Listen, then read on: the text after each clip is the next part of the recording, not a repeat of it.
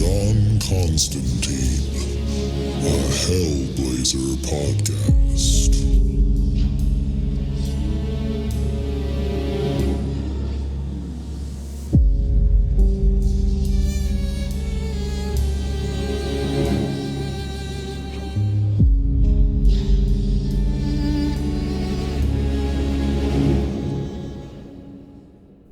Hey there, everybody, and welcome back to John Constantine, the Hellblazer podcast.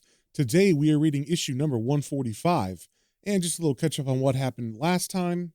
We were introduced to a family who were refugees from some war-torn country. We're not exactly sure yet, but the family consisted of a mom, her son, and his grandfather. And through the course of events of the last issue, we learned that the grandfather had some kind of magic boots that could bring people and animals back to life. And Samir had taken them and had been using them to make money for his family by bringing people's pets back from the dead and stuff like that.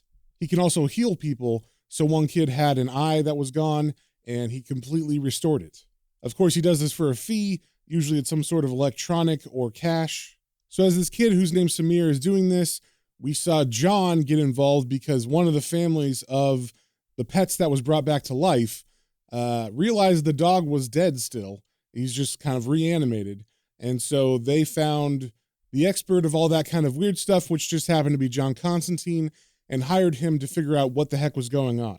So John was on a mission walking this dead dog, and I believe the dog just kind of led him back to where the kid Samir was doing this, and it happened to be at a cemetery inside of a mausoleum. Samir would set up court, and a bunch of kids would come, and they would bring him stuff, and he would cure them or heal them or bring them back to life. And in the background, we saw Samir's grandfather, Kemal, getting worried because Samir stole his boots and he knew what they could do. So he is also looking for Samir. And this all comes to a head when a boy from out of their neighborhood hears about Samir's powers. And this boy brings Samir his dead sister, who he says he killed on accident while they were playing. And this apparently happened like very recently, within the day or something. So as Samir is trying to raise her from the dead, John bursts in during this, and he gets taken by the many children that are down there, and they hold him down while he watches this happen. And then Kemal, the grandfather, also shows up, but he's able to stop Samir. He talks Samir out of it because there is a price to pay. You can't just bring something back to life without something else dying as well. So Kemal hugs his grandson and this dead girl that was in his grandson's hand, and in the process, he does some magic, and he actually gives his life for the girl instead. And that is where we left off, with the little girl being raised, John seeing this, and Kemal dying, and Samir being very sad because obviously it's his grandfather, but, you know, they came from another country that was war-torn, and it turns out that Samir's dad had also died in that country during the war, so maybe the grandpa was kind of his last connection to him. So there's a lot of stuff going on, but that's the setup for this issue. So first things first, with issue 145, we got the cover. We see John sitting at a gas station, and he has his head in his hands, but he's looking over at Kemal, who's standing in a suit, and in front of him in the foreground is a really big flower with a bee in it. And we also see on the cover that this is written by Darko McCann with art by Gary Erskine. And I think I said before, but I'm including this as part of the Warren Ellis run because the last one said he helped write it as well, so I assume he kind of plotted both issues originally, maybe had like an outline or something, and then Darko McCann came in and finished it. And as we turn to the first page, we kind of start exactly where the last issue started. It is daytime, but everybody's wearing the same clothes as they were last night when all this dead raising was happening. And as I said in the last episode, I was kind of confused on the timing of this because everybody's wearing the same clothes. Is this the next day? Is this the next week? We're not exactly sure. If you remember in the last episode at the very beginning, John was talking to Samir, and Samir asked John if he wanted to know about his grandfather, and he told him that his name was Kemal, and that's exactly where we're picking up in the first panel. We see John look over at Samir and say, "His name was Kemal? That's all you have to say, mate?" And then it seems like maybe Samir fell asleep or something, I guess during all the stuff that we recounted in the last episode, because his eyes are closed, probably from being tired from raising the dead and whatnot. So John's words kind of break him out of that, and he says, "What?" And then John retorts, "Thought I'd wake you up. Got a tad bored chatting with myself." And Samir replies, "Wasn't sleeping, thinking." And John says, "Bad habit, son. Drop it and join the human race. And then John takes out a cigarette and lights it. And Samir looks up at him and says, You talk too much, John Constantine. Half the time I have no idea what you're saying. Then over John's shoulder, Samir sees one of his friends from the mausoleum, and he waves to him, and this friend is walking a bulldog. And I'm not sure if this is the same one that John had brought, the one that was back from the dead. So Samir sees his friend and yells out, Jabot, there's Huso. You remember Huso? And John replies, Can't say I honestly do. One of your boys from the crypt? And if you remember from last issue, Huso was the boy who was the password taker, and he would monitor the door at the mausoleum. Also, I kind of looked up the language that Samir said, and apparently Jebo is Serbian, and apparently it means like fuck or goddamn, but said in like a surprised way. So from that, even though they haven't really said in the comic directly, we can assume that Samir and his family are Serbian, and possibly they are refugees from the whole Kosovo situation that was going on in the 90s. And I'm not really familiar with that situation because I was a little too young, but I kind of remember just seeing in general on the TV stuff about Kosovo and Serbia, and there was a war going on, and Clinton was in office at that time. So because John didn't remember Samir's friend, Samir reminds him, You turned his cock into a snake. And then John kind of gets a smile on his face and says, Oh yeah, him. Not a real snake, though. And Samir looks up at John kind of worried and says, Real enough for him. Kept hunting him in dreams. He almost cut off his pecker with a razor. I gave him some of grandfather's honey, too. And then he stops himself, and then he looks at John and says, How can you forget such a thing? Then we see Huso walk up to them, and Samir begins talking to him in Serbian. And Samir says, Hello, Huso. Is that it? And Huso replies, Hello, Samir. Yeah, best I could find. And John is just standing there, and of course he doesn't speak Serbian, so he's just smoking, watching the conversation, and his narration says, Star Trek's a lot of bollocks, right? But I could use one of their props now. Then we see Samir bend down and pet the bulldog, and he says to Huso, It'll do. What's happened to your face? And we can see that Huso has a black eye, and Huso says to Samir, Paul came back. And then John's narration continues saying, No, not Marina Sirtis. That translator that makes the galaxy speak English. I guess referencing that he does not know at all what they're talking about. Then Samir turns to Huso and says, His dead eye again? And that's in reference to last time where, in the last issue, Samir had cured Paul's blindness, but apparently all of that's reversed, so all the animals and everything that were brought back to life died, along with whatever cures he made to people. And I guess the only one that would have stuck would be the kid who brought his dead sister, because Kemal was the one who gave his life to bring back that girl. And Huso replies to Samir's question if it was Paul, and he says, Yeah, he took the VCR and some other stuff. Interest rate, he said. And Samir replies, Never mind the stuff. I'm sorry about your face. And Huso says, Won't be the last time. Want me to stay for the funeral? And Samir answers, A family affair, but thanks. And then we see John get kind of tired of just standing and watching people talk and not knowing what they're saying. So he says, Spare a summary for the linguistically impaired, mate? And then Samir says in English to John, All the magic I did got undone. Some are downright pissed about it. 17 kids I thought I helped. I remember each one. And then John points down to the bulldog in front of Samir and he says, And the mutt here? And Samir answers, He's for you, John Constantine. You were complaining about walking without one. And then John puts up his hands as if he's saying, like, hold on, and he says, I appreciate the thought, son, but Samir cuts him off saying, Just kidding, John Constantine. Give it to the kid whose dog I tried to resurrect. And then he just stares at John for a minute and doesn't say anything. And then he says, My grandfather's name was Kemal. For 60 years, he was a beekeeper. And once, he almost killed a man. Then we turn the page and we get a flashback of the past, I guess, of his grandfather. And we see a young man standing in front of a beehive, and a woman is running up to him. And he's saying, Fatima, welcome. And she says, I came for that honey you promised my mother, Kemal. And it's kind of hard to tell by the drawings, but I think they're supposed to be in their late teens, early 20s. And we also see on this page that the name of this issue is Ashes and Honey Part 2. And as Fatima runs up, Kemal bends down and grabs a jar of honey by his feet, and he holds it out to her and says, It's for you, Fatima. It is sweet like you. And then Fatima kind of blushes and she says, Kemal, don't! What if someone hears you? And then he grabs her by the shoulders really quickly and also very intensely, and he says, let them all hear. I love you, Fatima. Marry me. And she looks kind of scared as she says, no, Kemal. I love Milan, and I'll marry him. And then he turns very angry and he says, you'll regret this, and soon. And Fatima calls after him saying, Kemal? Because she's confused by his sudden anger. And he says with his back turned to her, soon, Milan will neither be handsome nor alive. And then Fatima turns from him, but as she turns around, she sees the beehive, and she says, your bees. Where are all your bees, Kemal? Then we cut to another location where we hear someone yelling, Fatima!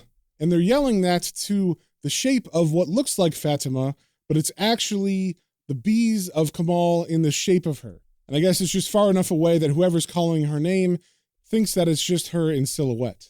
Then we turn the page and we see who's running towards her, and it is a young man who's running up a hill towards her, and he's yelling, Fatima, it's me, Milan.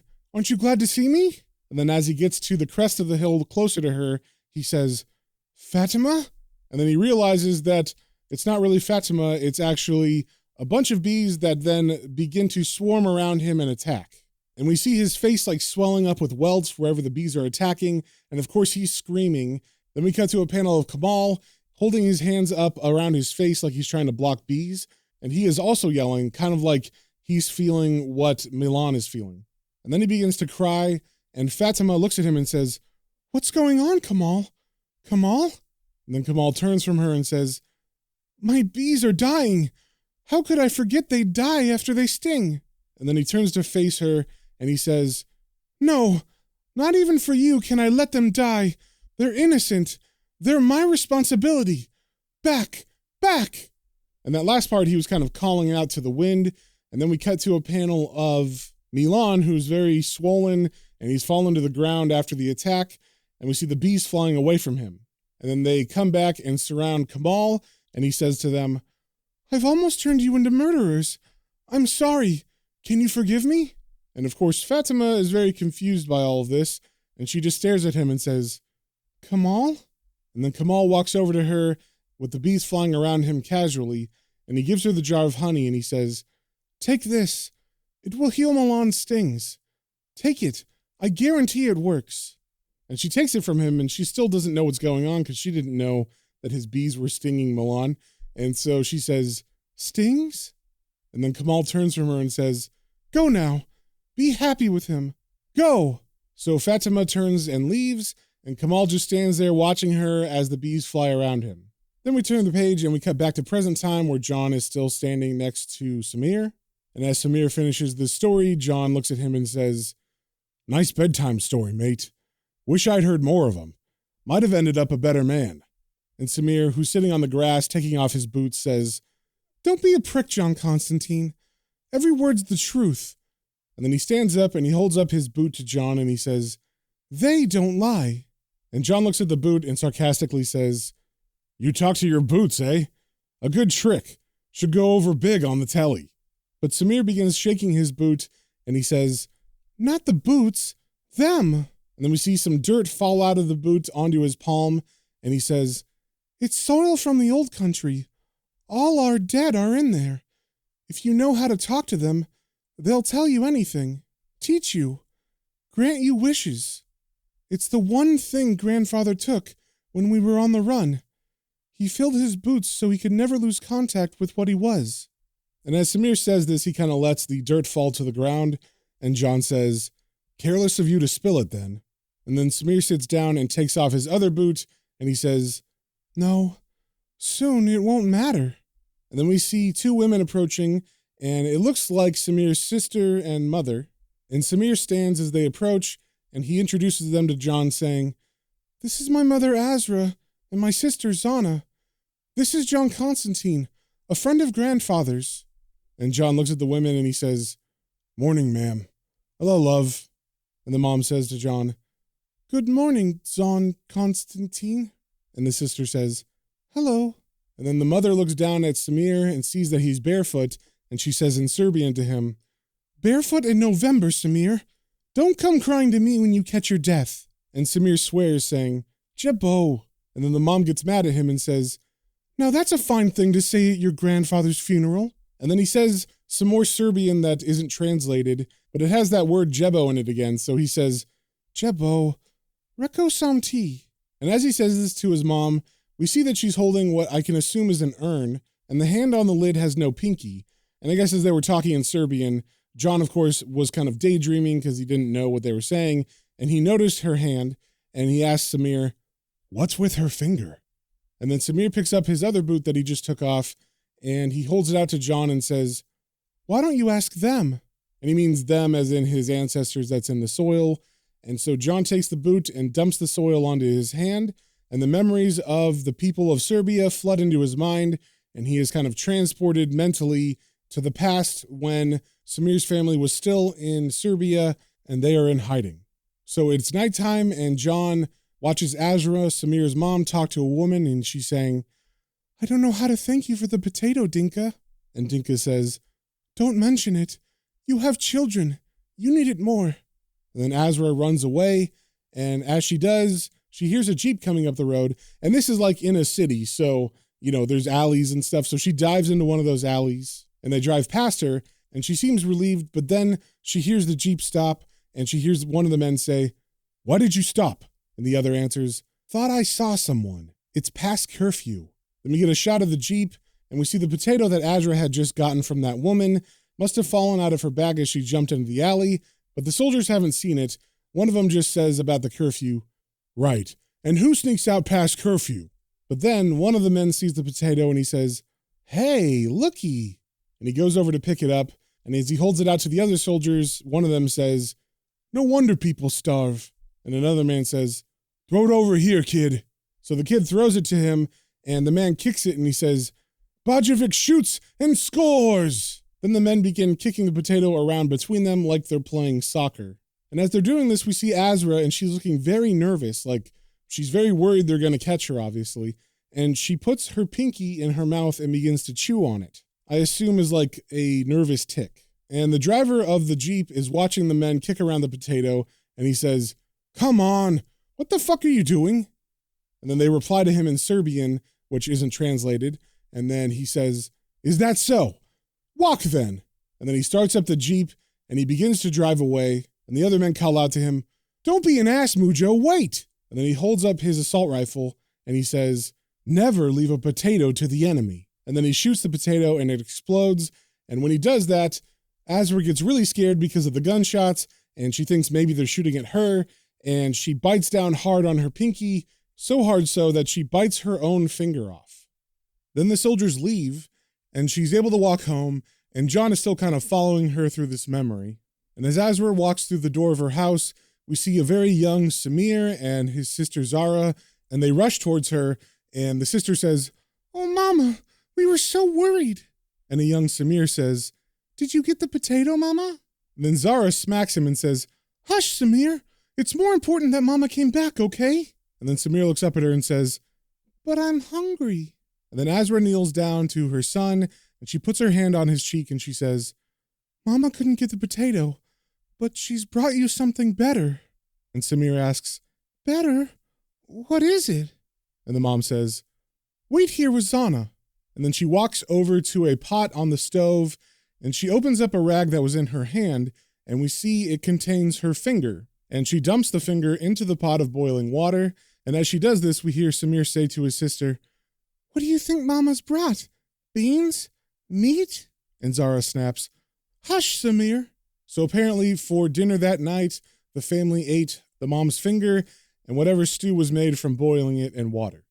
Then we turn the page and we cut back to present day where John is just staring at the mom and the kids, and he has come back to now, and he's out of the memory, and now he kind of knows what they've gone through over there in Serbia. And between the three family members, the mom is holding the urn, and Zara says, should we say our goodbyes? And the mom gets kind of mad at this, and she snaps, and now you should speak? And when you should have said no, then you just didn't feel like it. And this kind of comes out of nowhere, and Zara yells, Mama! And Zara shouts back, don't you mama me. I didn't bring a daughter of mine up to be a whore.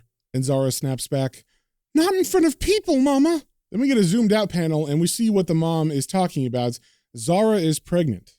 And I guess because of all the emotions running high, Azra's emotions got brought out in this conversation. So Azra points to her daughter's stomach and says, "And you can swing this in front of your body, you tart!" And Zara begins to cry and says, "Mama, please." But Azra turns from her daughter and just walks away with the urn in her hands and mocks her daughter, saying, "Please." And then without saying anything, she just opens the urn and lets the ashes of the grandfather fly into the wind. And then she walks back to her children and John, and she closes her eyes and says, "God be with you, Kemal." And Zara says, "Rest in peace, grandfather." And we see John's narration say, "Good luck, old man." Then the mother wipes a tear from her eye, and then John walks over to her and shakes her hand, and she says to John, "I have to go back now. I must return the urn. Thank you for coming, Mr. Constantine." And John replies, "Ma'am." And then the mother and daughter walk away, and Samir is still standing next to John, and he says, "Do you understand now, John Constantine, why I won't be needing the boots?" And then he motions to the ground with his hand, and he says, "My grandfather's ashes are mixed in with the soil now. That makes this my land. He'll always be here for me. They all will." And John says, "Good for you, mate." And then he lights another cigarette, and then Samir asks him, "Do you have a place like this, John Constantine? A place where you can be at peace?" And John looks down at him and says, "Me? I don't need it, Squire. I'm one of God's little creatures, wherever I lay my hat and all that." And Samir looks at John and says, "You don't have a hat, John Constantine." And John says, "Got me there, mate." And then Samir smiles and says, "I have a gift for you, John Constantine. I'll help you find the place where you were happiest." And then he pulls something wrapped in paper out of his pocket, and as he unwraps it, he says, "It's a honeycomb from the beehive that our father built atop our block." And as John moves to take it, he asks, "There are bees in London?" And Samir answers, "Where there's life, there are bees." And then John puts the honeycomb in his pocket, and he asks Samir, "You a beekeeper then?" And Samir answers, "It was wrong to raise the dead. They should have their peace. It's life that needs all the help it can get. Goodbye, John Constantine." And then Samir waves goodbye, and as he walks away, John says, "Cheers, mate." And John watches him go as the dog kind of sniffs his leg. Then we see Samir's sister walk up to him, and he looks at her and asks, "You in trouble, love?" And then he offers her a cigarette, and keep in mind she's pregnant. And she takes one and says, "You could say that." And as John lights it, he asks, "A local boy?" And as she inhales, she says, "Jimmy Brooks." And then she begins to cry. And then John looks up like he's remembering something, and he says, "Curly light hair, 6 feet, baby face?" And she looks surprised, and she says, "You know him?" And then John flicks some of his ash, and he says, "Nope. Every Jimmy I ever met looked the same. Messed you up bad, eh?" And she kind of chuckles at this and says, "Yeah, Bo." And then John takes a puff of his cigarette and asks, "Yay, Bo. I've heard Samir say it. What does it mean?" And she answers, "It means fuck it, but also other things. We say it when we're happy or surprised or down, when we fight the world and when we lose, or when we win. It helps if we don't know what to say, too." And John asks, "A pretty compact philosophy, eh?" And Zara answers, "You could say that. Thanks for the chat, John." And John replies, "Right you are, love." Then we turn the page and we see John walking down the street in the evening with this bulldog at his side. And as he brings it to the house of the bulldog that had died before, and they accept it with open arms, we see John's narration say, "We are so used to our creature comforts, our running water, our silk cuts. But what if suddenly we get transplanted elsewhere, strangers in a strange world? Only the strong survive. Only those ready to conquer the brave new world, grave by grave." Then John just happens to walk by the boy Richie, who brought his sister to be raised from the dead, and she and him are now playing in the park because she is alive because Kemal gave his life for her. And we see he's about to put a plastic bag over her head, and she says, "No, Richie, please." And Richie's saying, "Stop sniveling, Lizzie. It can't hurt you." So it seems he's learned absolutely nothing from killing his sister the first time, because it looks like he's about to asphyxiate her again with a plastic bag as they play. And then John walks over to him, and he puts some ash out on his head, and he says, This ash will turn every nasty thought in your head into a hairy, venomous spider. Keep hurting your sister, and they'll eat you alive. So I guess he does some magic, and then Richie looks very scared as John walks away, and Lizzie, his sister, says, "Richie, are you okay?" Then we turn the page and we see John entering a pub, and he continues his thoughts about the strong only surviving, and that those ready to conquer the new world will do it grave by grave. And his narration continues that thought, saying, "Baby by baby." And then we see a couple of young men at a table, and John picks one out specifically that has blonde curly hair and a pink shirt on, and John walks up to him with his pint and he says, "Hello, mate. You Jimmy Brooks?" And Jimmy looks up and says, "Hey?" And John says, "I'm John Constantine." And then he sits down at the table, and Jimmy says, "John Constantine? I've heard of you." And then John says, "I've heard of you, too. Knocked up a cute refugee girl, eh?" And this puts Jimmy on edge a little bit, and he asks, "What's it to you?" And John takes his coat off casually, and he says, "Nothing. I'm a bit like that myself. Love 'em and leave 'em. Seek greener pastures, right?" And this puts Jimmy at ease, and he takes a sip of his pint, and he says, "Yeah, that's right." And then John says, "You don't look too happy, though. Can I help you?" And Jimmy says suspiciously, "Why? How could you help me?" And then John pulls out the honeycomb that Samir gave him earlier, and he puts it on the table, and he says, "I'm a magician, right? Here, a gift." And Jimmy picks it up, and he says, "A gift? This?" And John leans back and says, "Eat it. No joke, I promise." And Jimmy takes a bite, and as he does, he looks at John suspiciously, but he still eats it. And John takes a sip of his pint, and then we get a panel of, I guess, what Jimmy's seeing, and it's of him and Zara walking through the park, and they're both smiling at each other. Then we cut back to the pub, and we see Jimmy's looking at his hand, which is covered with honey, and John says, "It should have shown you when you were happiest. Has it?" And then Jimmy quickly stands up, and he puts on his jacket, and he says, "Listen, man, I gotta go, phone a girl. Ta." Then John takes another sip and says, "If you gotta go, you gotta go." And as John watches the boy walk away, he finishes his thought about the strong conquering the brave new world, grave by grave, baby by baby, and then he finishes it by thinking, word by word. And then he smiles and he says, "Yebo." And that, my friends, is the end of the issue. And once again, sorry if that was a little confusing in the way I was telling it, because, like I said, I was kind of confused on the night the grandfather died, and then in the daytime when Samir and John were standing in the park in the same clothes, but it was the day of Kemal's funeral. So it seems there were at least a couple days in between, but it wasn't really made clear in the panels or the text. But with that issue, it technically ends the Warren Ellis run, but I have a surprise for you.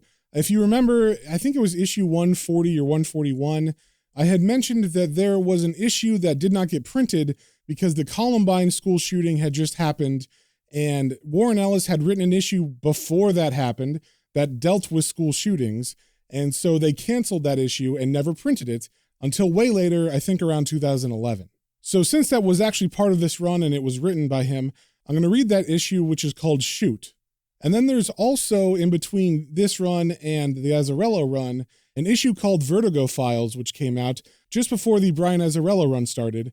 And it's kind of like a catch me up on everything that's happened to John so far. It has a lot of information about his origin in Swamp Thing and how they met, and about all of John's friends throughout all the different runs, and just about John's character in general. And in that, they have a prose story written by Jamie Delano about John. So I'll be reading that the week after the Shoot issue comes out.